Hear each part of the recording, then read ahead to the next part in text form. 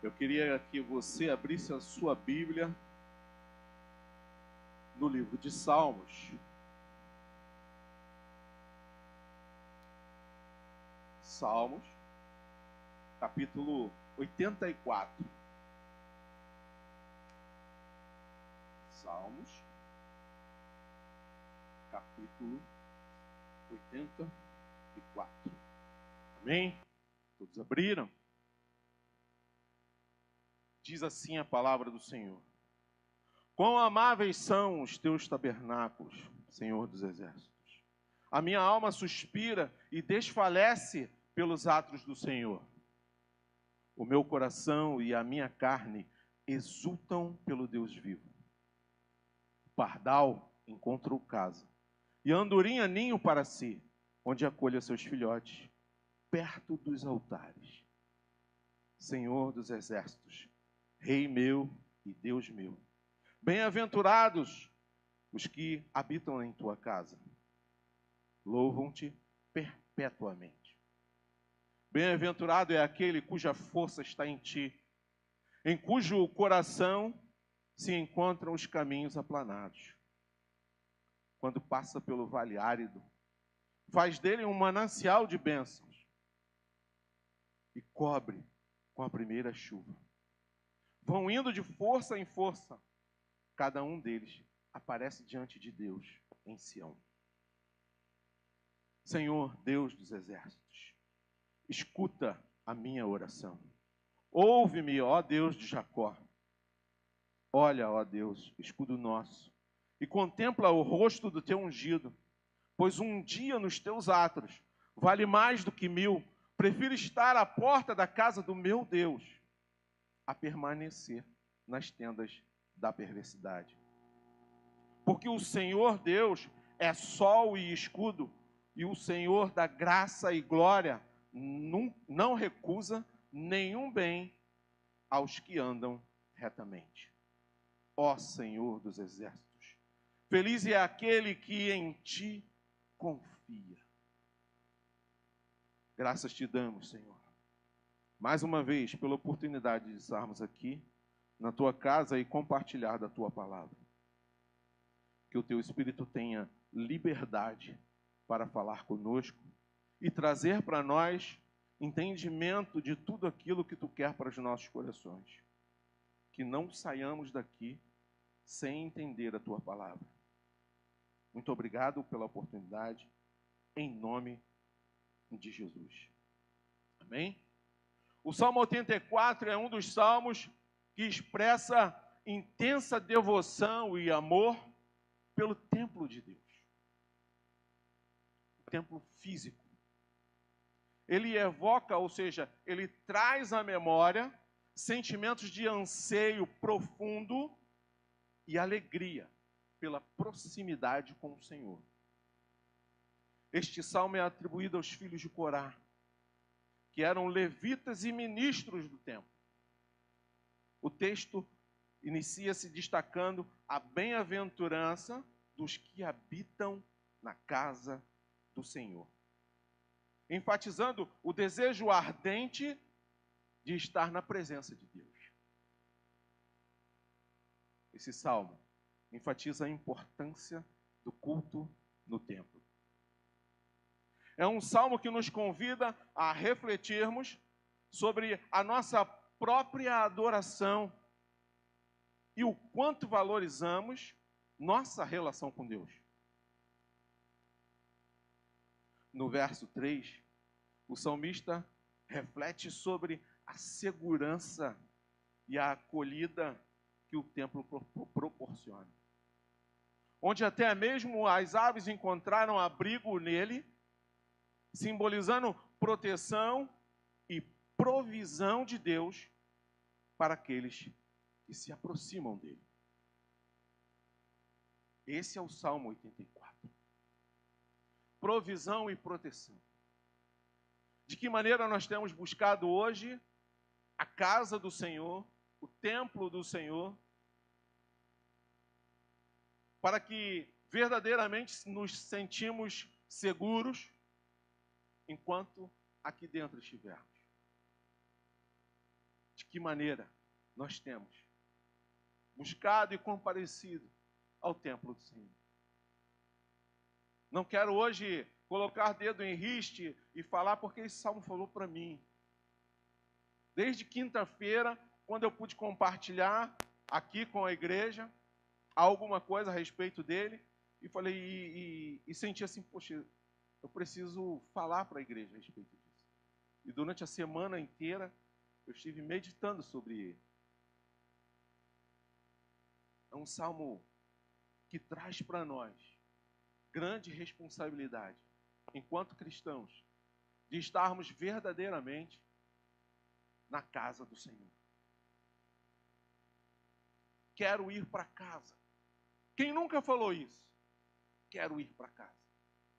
Basta nós entrarmos em um hospital e perguntar para quem está ali em um daqueles leitos o que eles mais querem. Ir para casa. Ir para casa. Ou até mesmo no final de um dia difícil de trabalho, e que você se encontra no seu carro,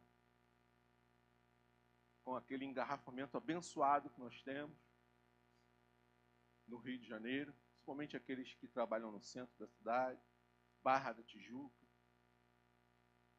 Que você, enquanto está ao volante, você fala assim, nossa, como eu queria estar em casa.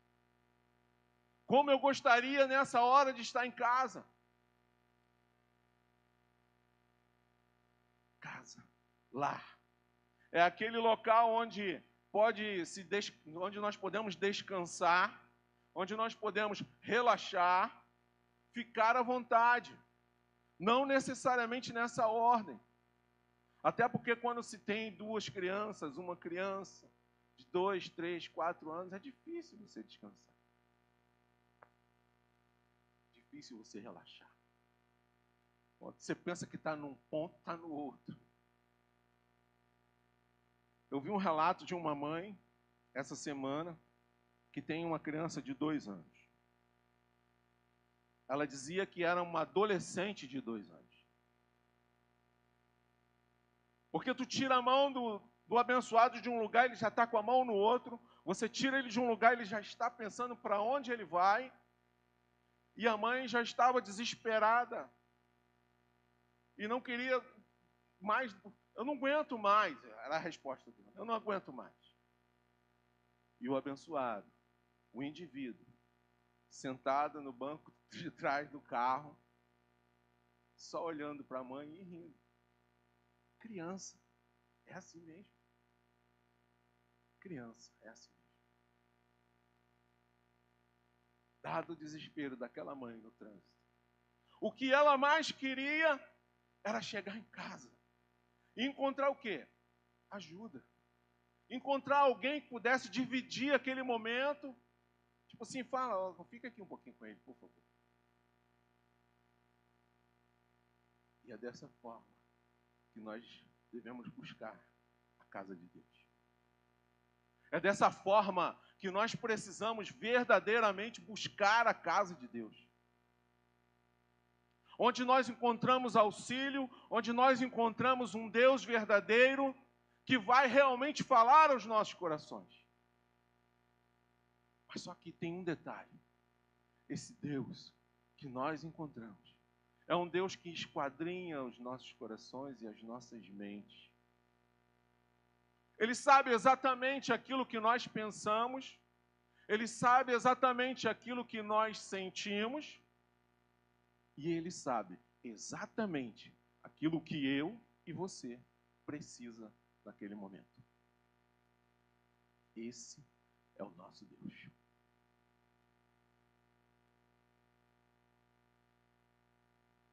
O salmista expressa nesse cântico essa vontade imensa de estar na casa do Senhor, porque ele estava distante da casa de Deus. Ele estava fazendo uma viagem, mas ele já sentia saudade da casa do Senhor. Eu não sei quantos de vocês, mas quando a gente sai, a gente fica assim com aquela saudade, puxa, como eu gostaria de estar na igreja. Como eu queria estar na igreja nessa hora.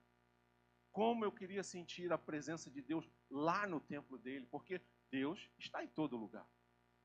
Esse é o argumento de muitos. Eu não preciso estar no templo para sentir o agir de Deus, para sentir a presença de Deus, mas estar no templo, junto com os seus irmãos, é diferente. É diferente. Mesmo sendo muito mais fácil ir à igreja hoje do que na época do Antigo Testamento, que eu aprendi com o pastor Rodrigo. Não é velho, é antigo, né, pastorzão? Não é velho, é Antigo Testamento. É possível nutrir o mesmo sentimento de saudade pelas reuniões e pelos cultos. Por quê? Por que falamos dessa forma? Porque Deus fortalece o meu e o seu coração em meio às músicas, em meio aos louvores. Porque Deus fortalece o meu e o seu coração durante a mensagem.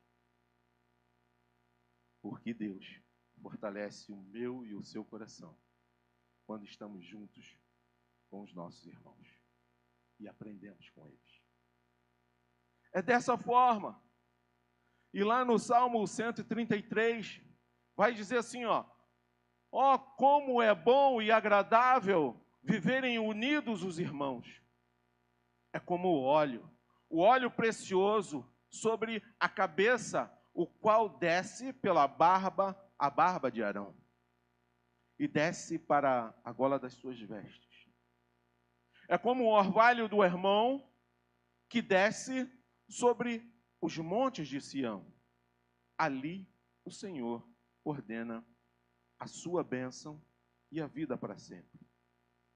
E o 134 vai completar e vai dizer assim, ó, bendigam o Senhor todos vocês, servos do Senhor, que se encontram na casa do Senhor, nas horas da noite. Levantem as mãos para o santuário e bendiga o Senhor, que de Sião o Senhor, que fez o céu e a terra, abençoe você. É dessa forma que nós devemos verdadeiramente estarmos no templo do Senhor e buscarmos a sua presença. Mas não tem como a gente falar de templo sem falar de altar. Até aqui nós falamos do templo, mas uma coisa que me chama a atenção no texto é a questão do altar. E como era visto ou tratado o altar nesse tempo. Algo que, se não num todo, mas em parte, o que nós estamos fazendo hoje em relação a esse mesmo tema. O que eu e você temos feito hoje em relação a esse mesmo tema. Templo e altar. Não tem como falarmos de templo e ignorarmos o altar e a sua importância. Mesmo que seja somente para conhecimento, uma vez que nos dias de hoje muitas coisas ficaram para trás, independente do seu significado ou razão de ser. Muitas coisas deixamos cair no esquecimento, ou até mesmo hoje ignoramos. Isso não é mais importante. Isso para hoje já não serve mais. Não, isso aí é coisa do passado. E muitos têm se perdido dentro da casa do Senhor, achando que essas coisas ficaram para trás e não prestam mais para os dias de hoje. É o contrário. Nós precisamos rememorar, revisar, reler a palavra do Senhor, reestudar a palavra do Senhor e resgatar aquilo que ficou para trás, que era muito importante e ainda é. Para isso serve esse manual aqui. Não só para enfeitar, mas para estudar. Eu estava compartilhando na classe dos homens hoje, enquanto eles faziam a prova ali, momentos antes, de um amigo meu que me ligou ontem e fez um questionamento e tal.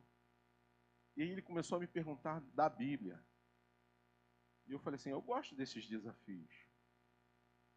Gosto desses desafios. E ele estava falando numa questão de data que batia, que data que não batia. Eu falei assim, calma. Nós precisamos estudar para a gente saber o que está acontecendo. Né? E eu tive uma irmã abençoada que me presenteou com uma Bíblia maravilhosa, que eu peguei todas as informações nela e pude esclarecer aquele meu amigo.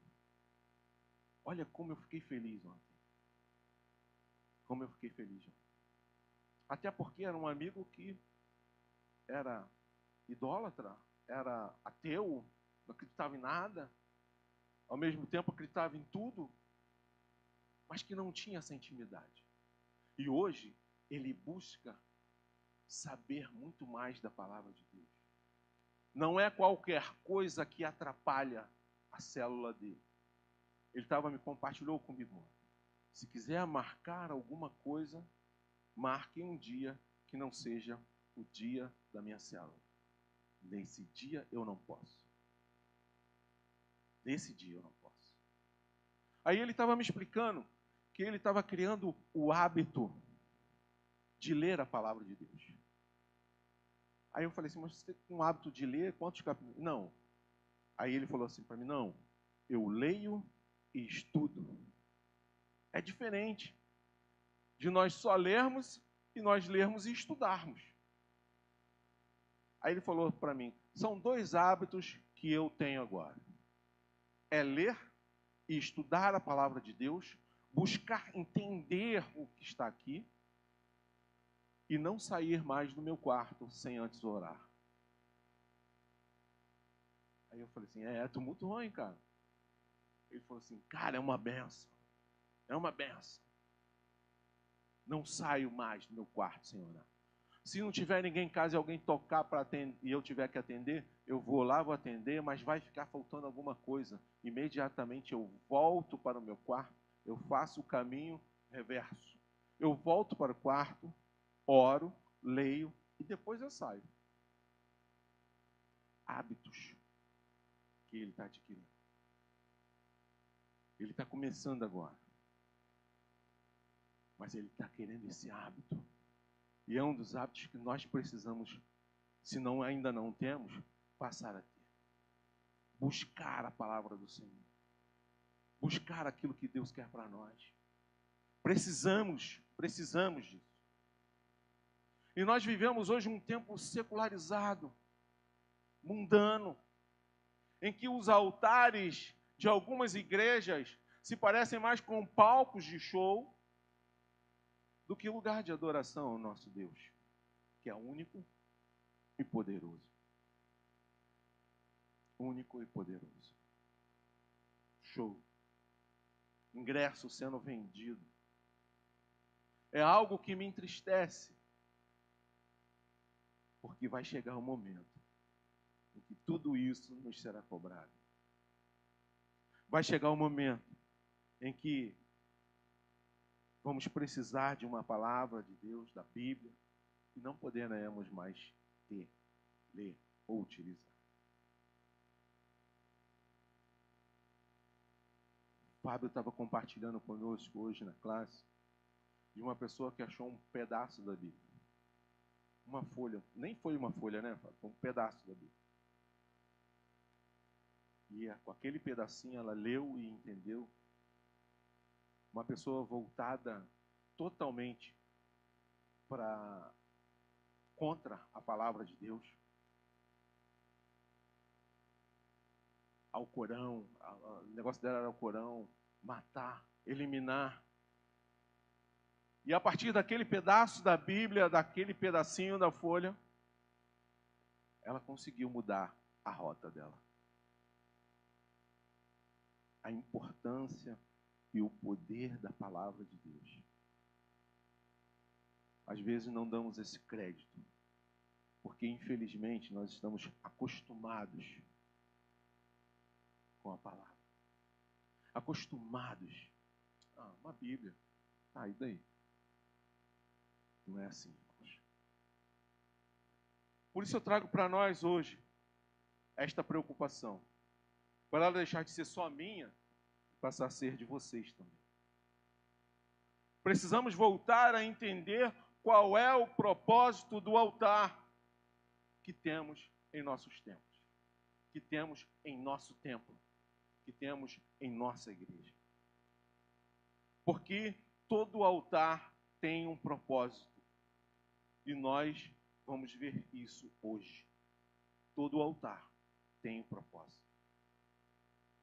O primeiro altar foi erguido por Noé, lá no livro de Gênesis, no capítulo 8, no versículo 20. Vai anotando para você ler em casa. Que Noé levanta um altar ao Senhor e, tomando animais puros e aves puras, oferece o holocausto sobre o altar. Ou seja, em gratidão a Deus pela salvação da sua família, ele ergue o primeiro altar. A Bíblia diz no livro de Êxodo que o altar será santíssimo. Tudo que tocar será santo. Mas também sabemos que o altar é um lugar de sacrifício. Como diz, como está escrito no livro de Levítico, no capítulo 4, no versículo 24. Porá a mão sobre a cabeça do bode e o matará no lugar onde são mortos os animais oferecidos em holocausto, diante do Senhor. É oferta pelo pecado. Se o sacrifício é oferta pelo pecado, entendemos então que o altar também é lugar de perdão. Se o sacrifício é oferta pelo pecado, entendemos então que o altar também é lugar de perdão. Levítico, capítulo 4, versículo 35. Assim, o sacerdote, por essa pessoa, fará expiação do pecado que ela cometeu. E o pecado será perdoado. E o pecado será perdoado. Altar, lugar de sacrifício, lugar de perdão. Altar, lugar de entrega. Mas também é lugar de receber. Receber a bênção do Senhor. No Antigo Testamento, haviam diversos tipos de altares. Altar de terra, para sacrifício momentâneo, visto que eles eram nômades. Altar de pedras, para consagrar um local para sempre ao Senhor. Altar de madeira, para ser carregado por onde fossem pelo deserto. Altar de bronze banhado, para suportar o fogo e perdurar. E o altar de ouro, para ministrar orações permanentemente diante do Senhor. Houve um período na história do povo de Deus em que os reis de Israel pecaram contra o Senhor e edificaram altares para eles mesmos. Mas estes não eram altares verdadeiros. Não eram altares verdadeiros para o Senhor. E precisaram ser derrubados, como relatado no livro de 2 Reis. Assim como todo altar que não fosse para o Senhor, também seria derrubado, seria destruído. Ainda hoje, estamos por vezes construindo em nossas vidas altares que não pertencem ao Senhor. Mas como assim? Como eu vou construir um altar que não pertence ao Senhor? Quando achamos que qualquer lugar é lugar e que Deus deve aceitar qualquer coisa e atitude nossa como adoração. Quando eu e você achamos que qualquer lugar é lugar e que Deus deve aceitar qualquer atitude nossa como adoração, desrespeitando, até mesmo desobedecendo aos mandamentos e ensinamentos de Deus. Por vezes nós desobedecemos. Nós não aceitamos, não queremos ouvir. Teve uma devocional essa semana falando sobre Atos 13, se não me engano. Paulo, Saulo e Barnabé foram separados para uma missão. E quando eles chegam num determinado lugar, pregando a palavra de Deus, eles se deparam com um judeu que praticava magia. Um falso profeta. Falso profeta. A gente nem conhece falso profeta. A gente nem imagina. Mas estava ali. Só que em uma coisa eles se esqueceram, que Paulo e Silas haviam sido separados por Deus para essa missão. Eu fico imaginando como deveria ser isso. Eles foram separados. Eles tinham a certeza de que foram separados para isso. Eles, cheios do poder de Deus, olharam firmemente nos olhos daquela pessoa e declararam: ó filho do diabo, cheio de todo engano e de toda maldade, inimigo de toda justiça, por que você não deixa de perverter os retos caminhos do Senhor? Eis que agora a mão do Senhor está contra você, e você ficará cego, não vendo o sol se pôr por algum tempo. Cheio do poder de Deus, cheios do poder de Deus, separados, pessoas verdadeiramente entregues ao altar do Senhor. A diferença de Paulo e Barnabé para nós hoje é a obediência, é a falta de posicionamento com Deus. Obediência e falta de posicionamento com Deus. Eu estou preocupado com a hora. Vocês me perdoem. Não sei se vai rolar até o final aqui, não. Vamos lá. A vida deles estava ligada ao altar do Senhor. Precisamos valorizar o altar no templo do Senhor. Valorizar o altar no templo do Senhor. É uma das coisas que nós, pastores, temos orientados culto após culto. Venha ao altar. Entregue no altar. Busque no altar. Receba no altar.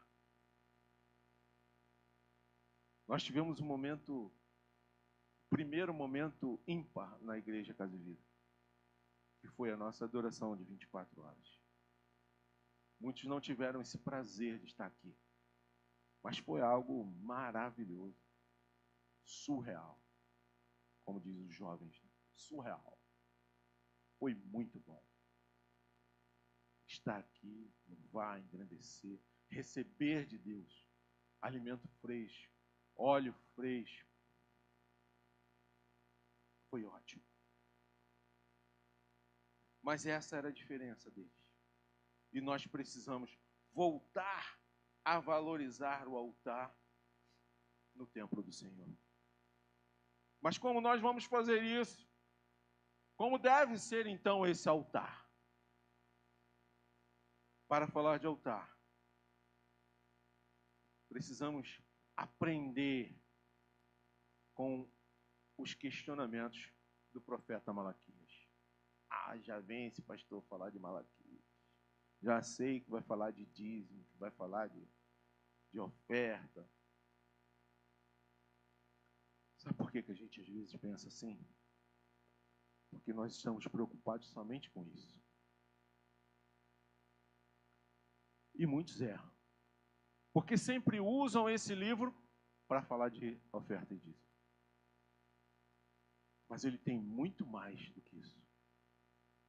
Muito mais. O profeta Malaquias vai nos ensinar dizendo que altar é um lugar. Malaquias 1, no versículo 7, vai dizer assim, ó: vocês oferecem pão impuro sobre o meu altar. E ainda perguntam, em que te havemos profanado? Nisso, de pensarem que a mesa do Senhor pode ser desprezada. Ele está falando diretamente para os profetas, diretamente para os sacerdotes da época, que usavam altar. Porém, nessa época, o sacerdote representava o povo. Não adianta queremos colocar a culpa hoje, ou nesse tempo, no sacerdote. Porque simplesmente ele representava o povo. O profeta Malaquias questiona por que o povo, na figura dos sacerdotes, profanavam o altar oferecendo pão imundo. Ou seja, entregando ofertas indesejáveis ao Senhor, desprezando o lugar que era santo. Isso ainda acontece. Quando as pessoas fazem do altar um lugar comum. Um lugar comum. Ah, vou lá. Mas é só um altar. É um lugar comum. Não encare dessa forma. Não encare dessa forma. Onde se apresentam de maneira imprópria e com o tempo começam a não sentir mais a alegria de estar no altar. A alegria de estar no templo. A alegria de louvar e engrandecer o nome do Senhor. Altar é um local, um lugar, contudo, deve ou precisa ser um lugar santificado. Mas se aproximar, nem mais tocar em nada ali no altar. Não é isso que eu estou falando. O que eu estou falando é que nós precisamos ter isso em mente e reverenciar o Senhor. E ungirás também o altar do holocausto e todos os seus utensílios, e consagrarás o altar, e o altar se tornará santíssimo. Êxodo, capítulo 40, versículo 10. Para vocês não pensarem assim, poxa, onde ele tirou isso? É daqui. Êxodo. Como eu aprendi que não é o velho, é o antigo, ou seja, está valendo. Não encontrei nenhuma outra passagem na Bíblia que anulasse essa aqui. O Antigo e o Novo Testamento se completam. Eles são um. Essa separação veio só para nos ajudar. Mas eles se completam. Ou seja, é uma determinação de Deus para Moisés. Porém, é uma ordem que vale até os dias de hoje. Todas as igrejas devem tomar este cuidado de consagrar a Deus o altar de seu templo e reverenciar este lugar de adoração. Não podemos esquecer que o altar da nossa igreja foi ungido e consagrado ao Senhor. O altar da nossa igreja, Casa e Vida, foi ungido e consagrado ao Senhor. Não podemos esquecer isso. Precisamos ter isso sempre em mente. Ah, não vou mais nem me aproximar. Não, não é para isso. É justamente para você se aproximar. porque é aqui que você vai receber. É aqui que você vai conseguir alcançar o favor de Deus.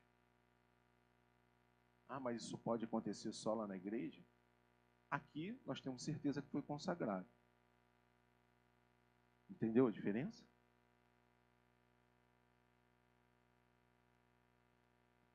Não podemos usar um lugar consagrado a Deus para dar glória aos homens.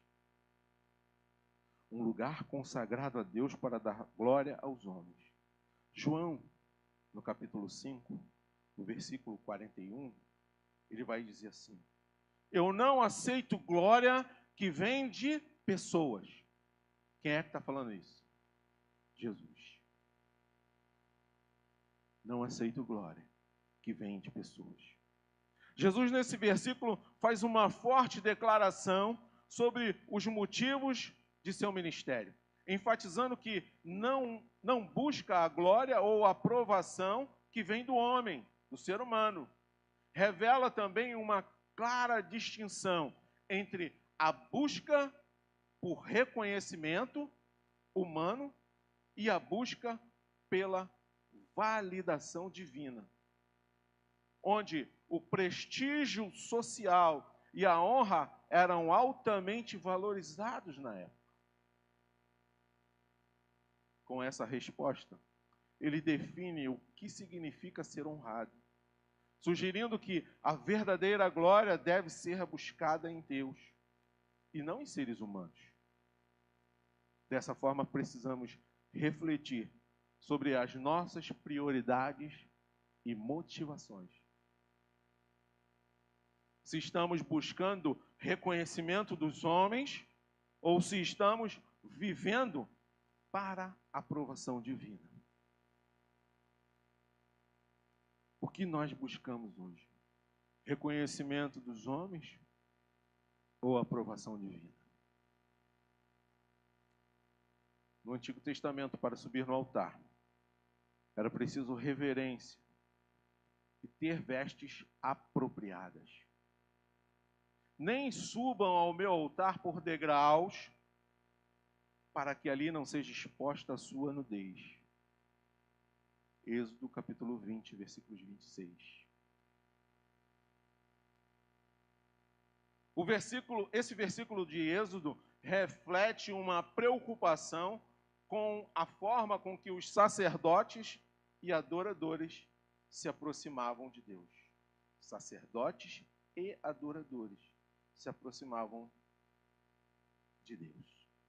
A proibição de subir ao altar por degraus implica que a santidade do altar deve ser mantida em um estado de reverência e dignidade.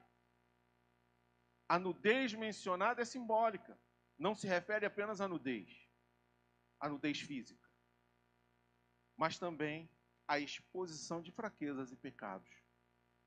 Assim, Deus está instruindo Israel a abordar a adoração com seriedade e respeito. Seriedade e respeito. Evitando qualquer comportamento que desonre a santidade do altar. De maneira mais profunda, esse versículo destaca a importância do comportamento adequado diante da presença de Deus, porque se um altar foi ungido, se um altar foi entregue ao Senhor, ali a presença dele está.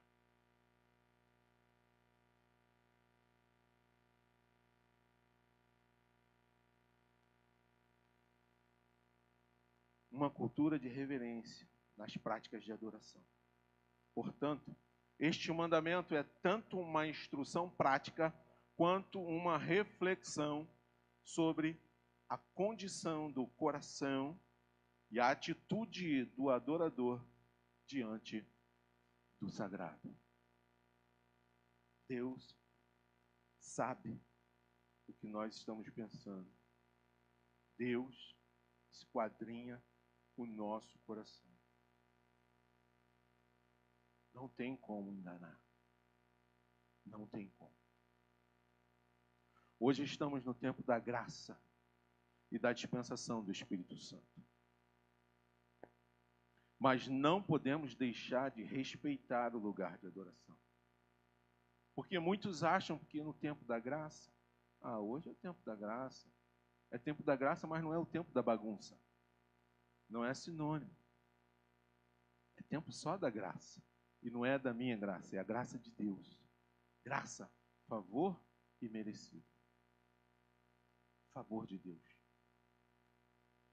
É nesse tempo que nós estamos.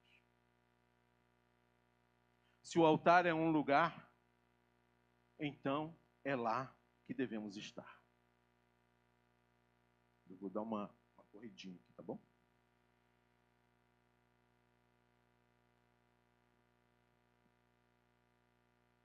Altar é uma posição. É um outro tópico que nós aprendemos com Malaquias. No capítulo 1, no versículo 10, quem dera houvesse entre vocês alguém que fechasse as portas do templo, para que não acendessem em vão o fogo do meu altar. Eu não tenho prazer em vocês, diz o Senhor dos Exércitos, e nem aceitarei as suas ofertas. Malaquias critica a superficialidade da adoração prestada ao Senhor, enfatizando a falta de honra à sua presença. O ato de fechar as portas do templo e de acender o fogo no altar inutilmente revela um desprezo pela reverência que deve acompanhar as práticas religiosas. Deus não tem prazer em ofertas que não vêm do coração, mas são meras formalidades. Deus quer de nós, quer de mim e de você, um relacionamento que vai além das aparências, além das práticas superficiais. E nós, pastores, temos falado isso. Todo domingo a gente está falando isso. Deus quer um pouquinho mais de nós. Malaquias desejava que as portas fossem fechadas para que isso não acontecesse mais. Ele afirma que o Senhor Deus não tem alegria em receber sacrifícios falsos e não aceita um culto religioso apenas, sem sentido espiritual. O altar, além de ser um lugar de adoração, é uma posição, ou seja, uma postura que precisa ser tomada ou adotada pelo adorador. Para estar no lugar de adoração, é preciso ser um adorador. É condicional. Para estar no lugar de adoração, é preciso ser um adorador. Estar diante do altar da igreja exige muito respeito e temor. Uma palavra que para muitos deixou de existir. Temor. Tem gente que nem conhece essa palavra. Temor. Não temos visto mais isso. As coisas que têm acontecido, as coisas que temos presenciado e ouvido, diz para nós claramente que muitos não conhecem essa palavra. Temor.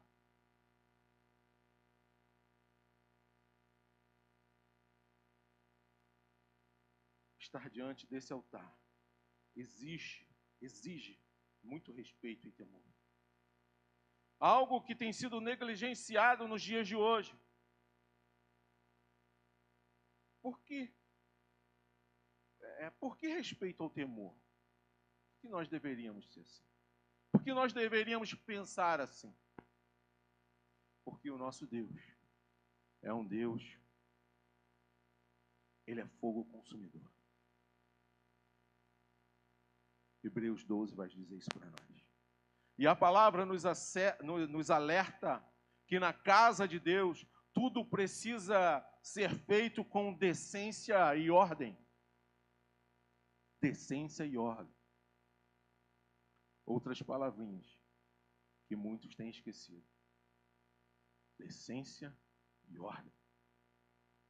Embora hoje estejamos no tempo da graça e temos a alegria e a liberdade pelo Espírito Santo, não podemos negligenciar a seriedade do altar do Senhor. Quando a pessoa se apresenta diante de certo público, se comporta de acordo com aquele ambiente.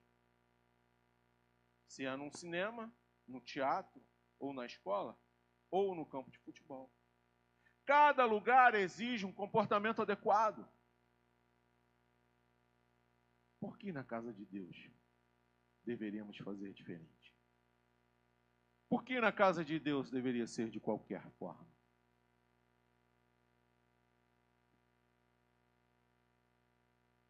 Do mesmo modo, quando alguém está no altar de Deus, deve se portar conforme é digno. Qual a sua postura quando está diante do altar? É uma pergunta. Você não precisa me responder, mas é só você refletir.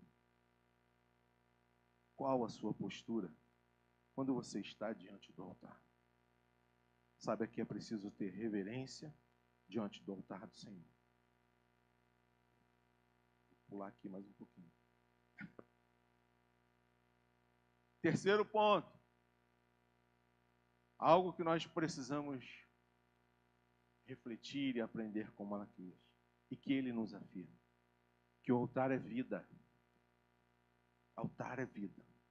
Malaquias, no capítulo 2, no versículo 13, vai dizer assim: a outra coisa que vocês fazem, cobrem de lágrimas o altar do Senhor, com choro e gemido, porque ele já não olha mais para a oferta e nem aceita com prazer. Malaquias traz um retrato sombrio da espiritualidade daquele povo, onde a relação entre Deus e a comunidade foi deteriorada pela hipocrisia nas práticas religiosas. Ao cobrir o altar de lágrimas, choro e lamento, eles demonstravam uma aparência de arrependimento. No entanto, Deus rejeita a oferta deles, indicando que seus corações e as suas intenções estão longe da verdadeira devoção. Algo que você vai sair daqui hoje pensando, entendendo, porque o Espírito Santo não engana ninguém. Mas você não vai poder dizer que não ouviu isso. Deus esquadrinha o seu coração. Deus esquadrinha a sua mente. Não pense que isso não acontece. Eu tinha um amigo que ele falava assim: peraí, tu vai falar de Deus, deixa eu fechar o meu ouvido. Mas por quê? É porque se eu não ouvir, eu não vou ser cobrado. Eu não ouvi, não sei. Era tão cara de pau que conhecia a palavra. Ele sabe. Mas mesmo assim, ainda relutou bastante. Ele conhece o meu e o seu coração. Ele esquadrinha a minha e a sua mente. Malaquias repreende o povo porque oferecia ofertas no altar e não tinham prazer ao entregar seu sacrifício. A tristeza do povo não era de arrependimento pelos seus pecados. Fica claro que a autenticidade no relacionamento com Deus é vital. Nós precisamos ser autênticos. Nós precisamos ser verdadeiros nos nossos sentimentos com Deus. É só dessa forma, é só dessa maneira que Ele vai verdadeiramente nos segurar pela mão e falar: vem, levanta, vamos bater um papo. Ele não se deixa enganar por um culto que não vem do coração. O altar é a vida de cada cristão. Por quê? A palavra de Deus vai dizer isso para nós. 1 Coríntios. O corpo é templo do Espírito Santo que habita em vós. Paulo faz uma afirmação poderosa e redefinidora sobre a natureza do corpo humano para os crentes. Ele destaca que não apenas a alma ou o espírito, mas todo o corpo é habitado pelo Espírito Santo, definindo como um templo. Isso implica que a forma como os crentes tratam seus corpos tem implicação espiritual, éticas e morais significativas. A negação no início do versículo serve para destacar a consciência dos leitores sobre a seriedade de sua condição espiritual. Além disso, é uma lembrança de que a presença do Espírito Santo exige um comportamento que honre essa habitação divina. Portanto, a mensagem de Paulo não é apenas teológica, mas também prática, convocando os coríntios a viverem de forma que reflita essa verdade fundamental. Seu corpo é um templo e não devem agir como se pertencessem a si mesmos. Mas Deus, que os redimiu e os habita. Cada crente deve ter consciência de que viver no altar do Senhor é colocar-se em oração constante diante de Deus, sabendo que Jesus morreu pelos nossos pecados e que o Espírito Santo intercede por nós. Que as nossas vidas devem ser oferecidas a Deus como sacrifício vivo, santo, agradável, e que o nosso culto seja racional. Ao negar-se a si mesmo e tomar a sua cruz, como Jesus ordenou no livro de Apocalipse, o altar é lugar onde repousam as almas dos mártires que se sacrificaram por amor a Deus. A minha pergunta nessa manhã é: a sua vida é um altar para Deus? A minha e a sua vida é um altar para Deus?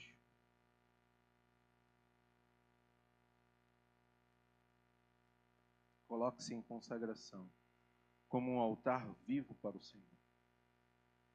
Eu queria concluir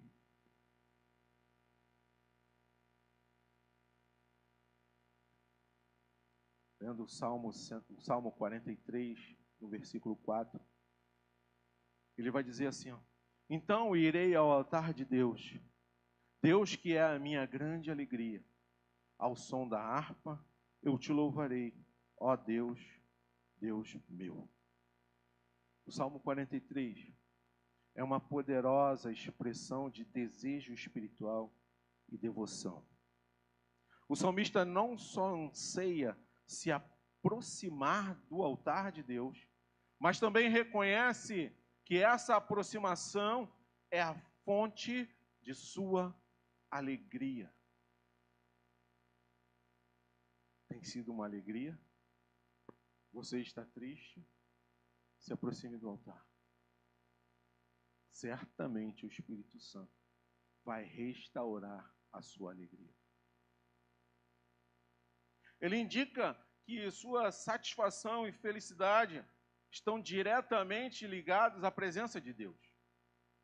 O versículo convoca os seus leitores a refletirem sobre a importância de buscar a presença de Deus como fonte genuína de alegria e gratidão, enfatizando que o verdadeiro louvor deve abordar um coração que reconhece a grandeza e a bondade de Deus.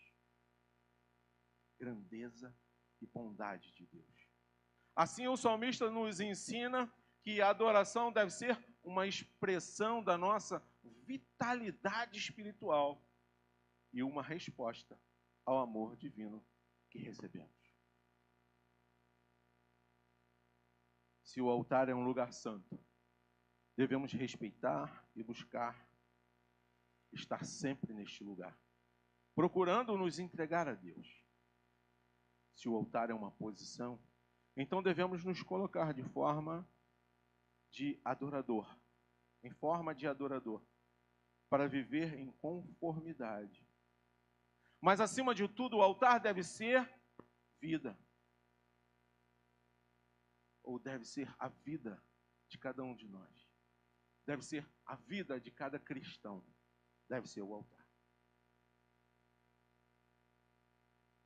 Consagrando-se como templo do Espírito Santo de Deus. Hoje não usa mais altares passageiros, feitos de terra, nem altares de pedra, que podem ser destruídos, ou de madeira, para ser carregado. Mas Deus quer usar a minha e a sua vida para manifestar a presença dEle. Ele quer usar a minha e a sua vida para que possamos levar a mensagem dEle. Ele quer usar a minha e a sua vida para que possamos falar dEle para aqueles que estão à nossa volta e necessitam ouvir a palavra de Deus. Não importa onde você esteja. Não importa. Seu trabalho, na escola, qualquer lugar. Você precisa ser um altar. O fogo do altar precisa estar aceso. E você precisa levar essa mensagem. Paulo, certa vez, esteve em um templo pagão e viu diversos altares. E soube diferenciar todos eles, até encontrar um altar diferente, onde estava escrito: ao Deus desconhecido. O apóstolo Paulo discerniu aquele altar e estrategicamente pregou para o povo, declarando que o Deus a quem ele serve e nós servimos é maior do que tudo e todos.